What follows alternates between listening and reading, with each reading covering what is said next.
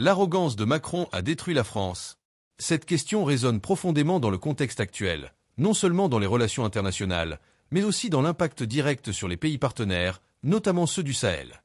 Dans cette vidéo, je vous propose de découvrir une interview exclusive dans laquelle Abdoulaye Diop, le ministre malien des Affaires étrangères, met en lumière les tensions croissantes entre la France et le Mali, qu'il attribue en grande partie à la politique extérieure de l'Élysée. Entre accusations de mépris, de menaces et d'ingérence, cette analyse révèle comment une souveraineté africaine en pleine redéfinition a totalement remis en question le rôle de la France sur le continent. Restez avec nous pour cette interview que Macron aurait dû prendre en considération. Malheureusement, Macron n'écoute personne, et la France continue d'en payer le prix. Vous le savez déjà, le Tchad et le Sénégal viennent de demander le départ des soldats français de leur sol, et comme nous l'avons relaté dans notre précédente vidéo, l'Air France supplie les États du Sahel pour une reprise des vols vers ces pays, en raison des pertes importantes qu'elle subit depuis la suspension des vols en août 2023. Suivons à nouveau l'entretien et discutons ensuite. Monsieur le ministre, suite à l'annonce par le Danemark du retrait de ses troupes spéciales du Mali, le ministre français des Affaires étrangères, Jean-Yves Le Drian, a dénoncé, je le cite, des mesures irresponsables prises par une junte, à nouveau je le cite, illégitime. Votre réaction? Ma réaction, c'est d'abord, c'est surprenant de la part d'un diplomate de la trempe de M. Le Drian qui parle au nom d'un grand pays, la France.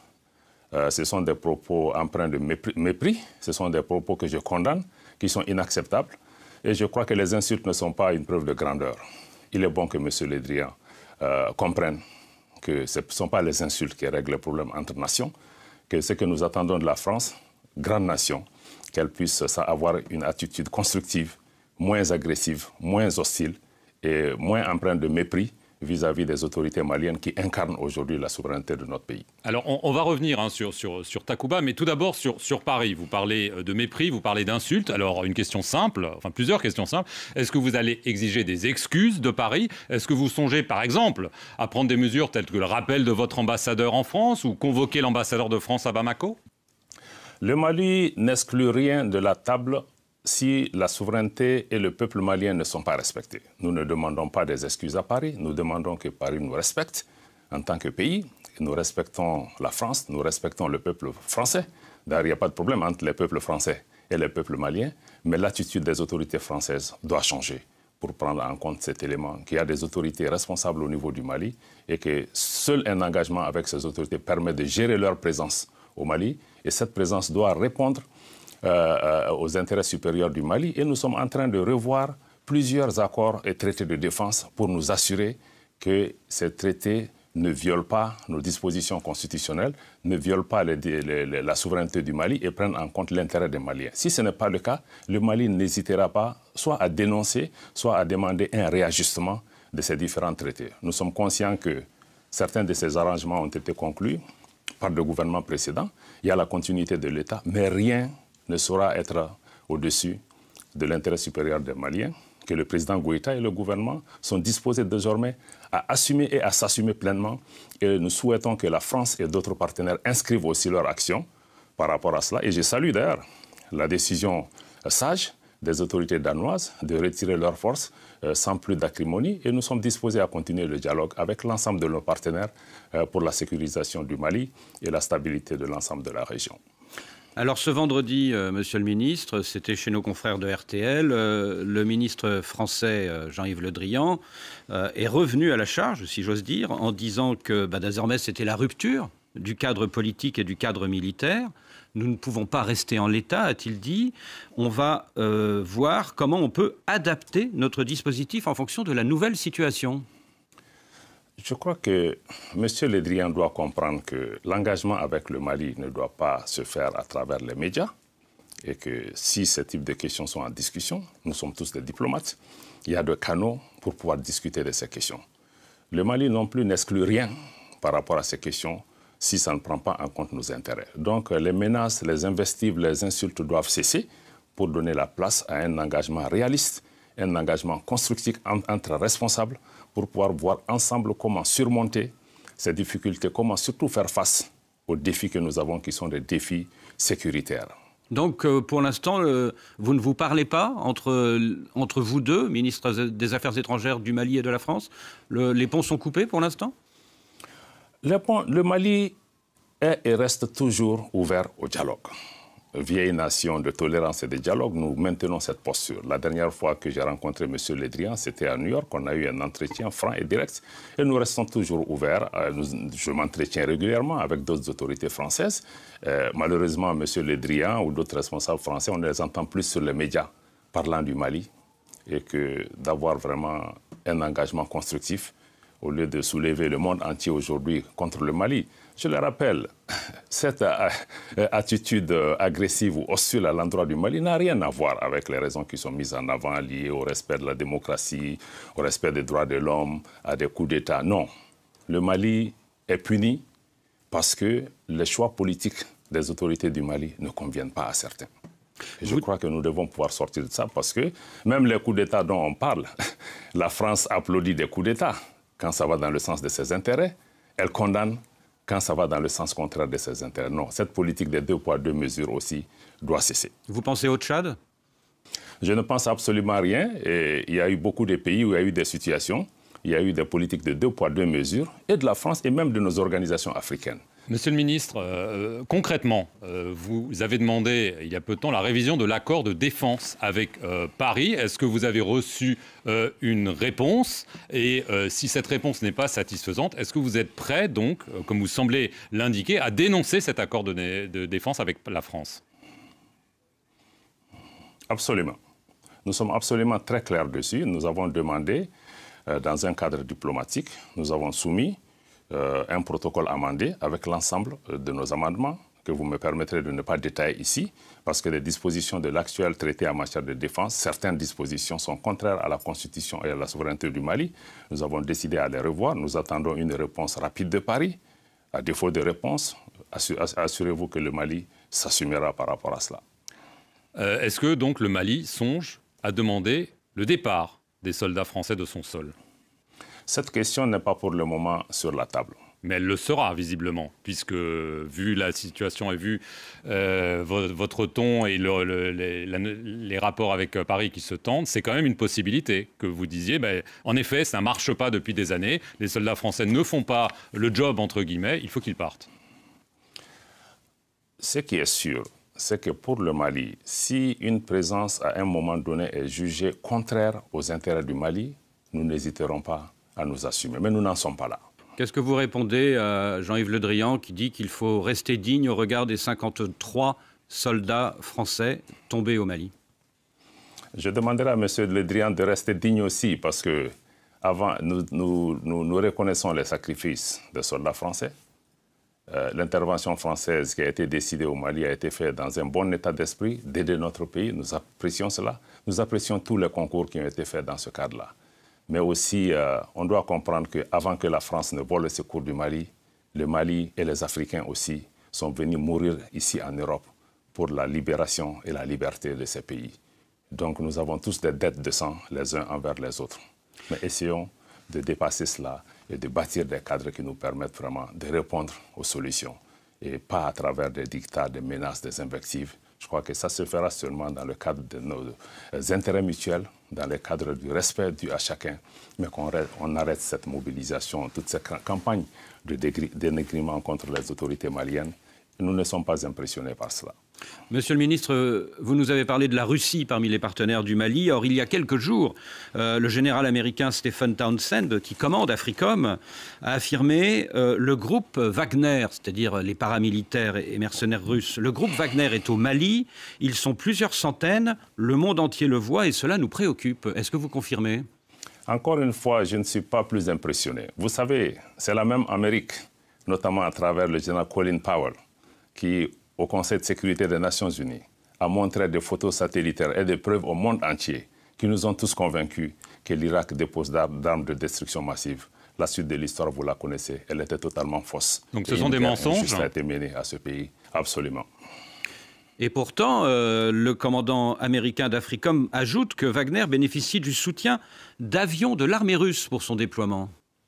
Ce que je peux vous dire et que nous avons dit de façon constante, le gouvernement du Mali a fait un communiqué absolument très clair sur la question.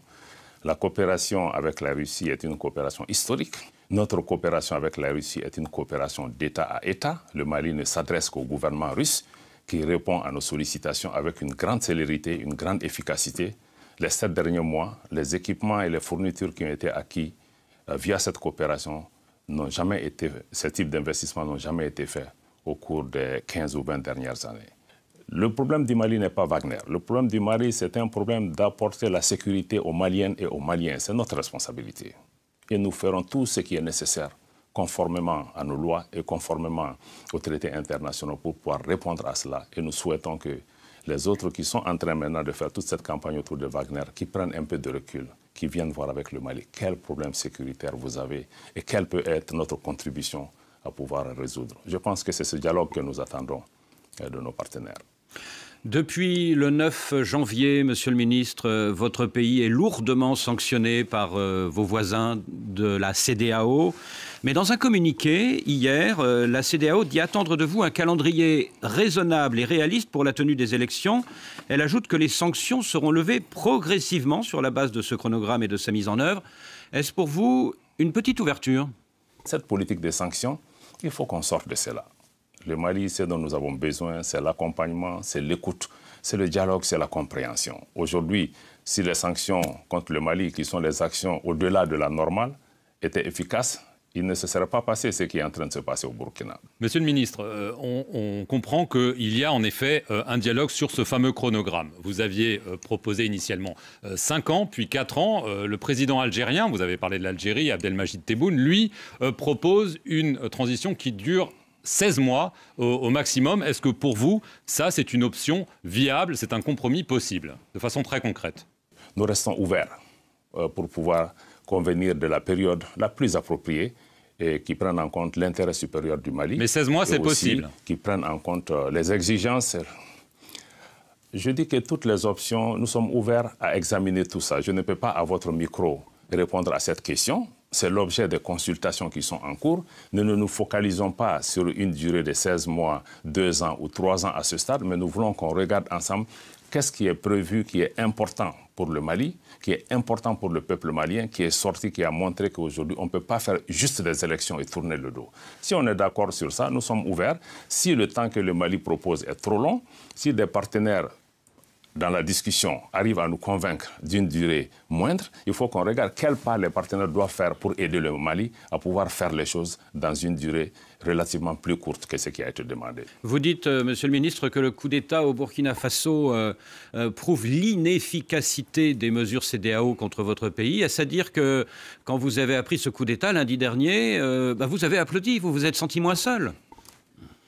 Nous n'avons pas applaudi. Vous savez, toute rupture de l'ordre constitutionnel n'est pas normale. Et c'est des situations qui rappellent aussi, qui d'abord créent de l'inquiétude et de l'incertitude par rapport à l'avenir de ces pays. Mais en même temps, il faut comprendre que les coups d'État eux-mêmes viennent souvent des problèmes de gouvernance qui n'ont pas été traités ou qui n'ont pas été bien traités. Dans le cas particulier du Burkina, comme dans celui du Mali, qui est aussi emblématique de la situation de l'ensemble du Sahel, le traitement des questions sécuritaires et les réponses qui ont été apportées sont aujourd'hui des questions qui préoccupent nos populations. Nos populations sont exaspérées par cette insécurité qui ne fait que grandir et demandent des résultats au pouvoir politique, demandent des résultats aux militaires. Je ne suis pas fondé de donner une appréciation sur ce qui se passe au Burkina. Je fais confiance au génie du peuple burkinabé pour pouvoir apporter des réponses. Nous sommes un voisin, nous demeurons solidaires du combat du peuple burkinabé, mais notre préoccupation, c'est de répondre aux besoins des Maliens. Nous restons ouverts à cheminer avec l'ensemble des peuples de la région et de l'ensemble des peuples africains qui partagent notre vision. Alors, est-ce que vous avez pris attache avec les militaires désormais au pouvoir à Ouagadougou? Est-ce que, par exemple, les colonels Goïta et Damiba se sont parlé? Personnellement, je n'ai pas d'informations à ce niveau, mais le Mali parle à tout le monde. Nous parlons à tous nos frères, quelles que soient les conditions dans lesquelles ils se trouvent, parce que nous partageons les mêmes frontières, nous avons des destins communs, et nous pensons que seulement c'est dans le dialogue et la concertation que nous pouvons trouver des solutions. Loin de nous toute idée de donner des leçons à qui que ce soit. Et d'un mot, Monsieur le Ministre, il nous reste quelques secondes. Pensez-vous qu'après ce 3e coup d'État dans un pays de la CEDEAO, eh bien, cette CEDEAO, va devoir changer d'attitude à votre égard? Nous l'espérons. Nous l'espérons, parce que c'est ce que nous essayons d'expliquer. Nos organisations, la CEDEAO ou l'Union africaine, ils doivent changer de logiciel de notre point de vue, qu'on doit sortir un peu de ces manuels, de ces playbooks qui disent un peu quand il y a un coup d'État, bon, on sort, on condamne, on fait un sommet extraordinaire, on donne 5, 6, 7 mois. Les situations sont différentes. Les problèmes sont différents. Et qu'on prenne le temps de regarder. Qu'on regarde seulement qu'il n'y a pas que les coups d'État à gérer. Il y a des changements anticonstitutionnels qui se passent dans nos pays où nos organisations restent les bras croisés. Elles ne font rien pour faire face à cela. Et aujourd'hui, c'est ce même traitement de la géométrie variable qui pose problème. Donc nous devons évaluer l'ensemble de nos dispositifs de réponse à ces changements anticonstitutionnels, coup d'État militaire ou coup d'État civil, pour pouvoir apporter des solutions. Soyons à l'écoute des populations. Dans le cas du Mali, nous avons vu les populations qui sont sorties massivement pour rejeter cette politique de la CEDEAO. Nous avons vu aussi dans l'ensemble des capitales, beaucoup de pays africains, la jeunesse est sortie pour dire ce qu'elle veut. Prenons le temps nécessaire d'écouter nos jeunes, prenons le temps d'écouter les préoccupations de nos populations et de trouver entre Africains les moyens nécessaires. Et nous dénonçons encore une fois aujourd'hui l'instrumentalisation de nos organisations régionales à d'autres desseins inavoués, qu'on laisse les Africains eux-mêmes trouver les moyens, des solutions africaines à nos problèmes. Et nos partenaires sont toujours les bienvenus. Mais je crois que leur contribution n'aille pas au-delà, parce qu'ils ne sont pas membres de ces organisations. Merci, Monsieur le Ministre, d'avoir répondu à nos questions. L'analyse de cette interview va au-delà de la géopolitique pour offrir des leçons puissantes, applicables aussi bien dans la sphère publique que privée. Le respect de la souveraineté, l'ouverture stratégique et la recherche de cohérence dans nos choix font écho aux défis que nous rencontrons tous dans nos vies personnelles et professionnelles.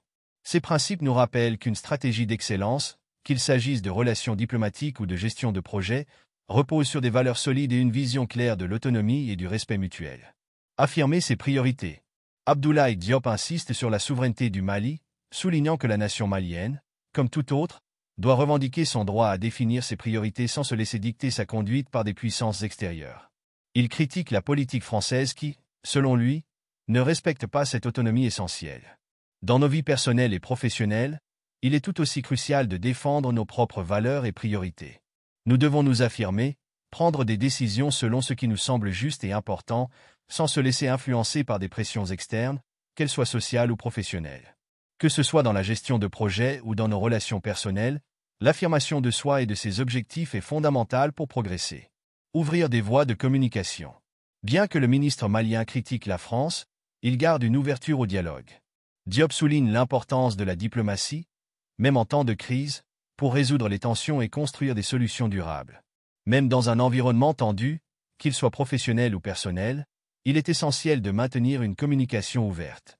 Que ce soit lors de conflits d'équipe, dans la gestion de projets ou dans nos relations personnelles, dialoguer permet de trouver des solutions communes et de préserver la coopération. Cette ouverture montre aussi une capacité de maturité et de professionnalisme, indispensable pour aller de l'avant. Agir avec cohérence.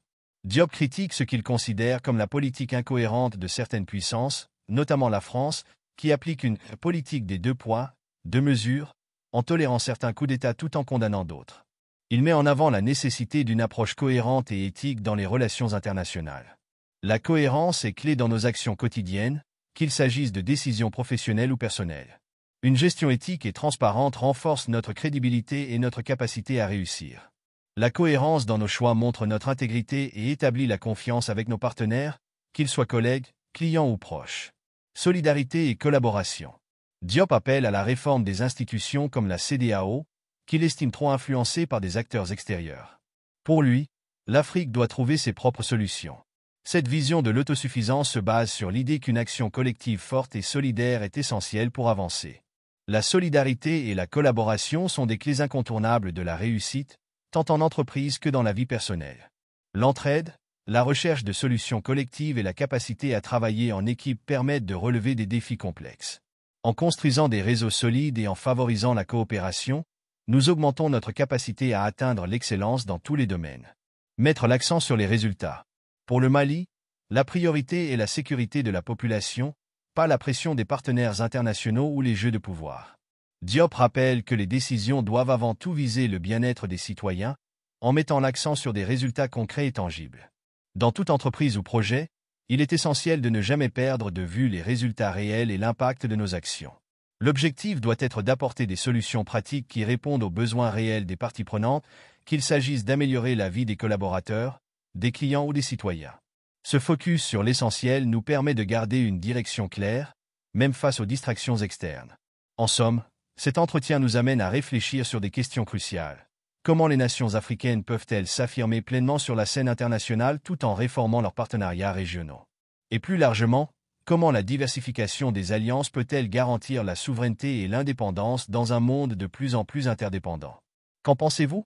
Partagez votre analyse et vos idées en commentaire pour enrichir cette réflexion collective et peut-être appliquer ces leçons dans votre propre parcours d'excellence. Merci et à très bientôt.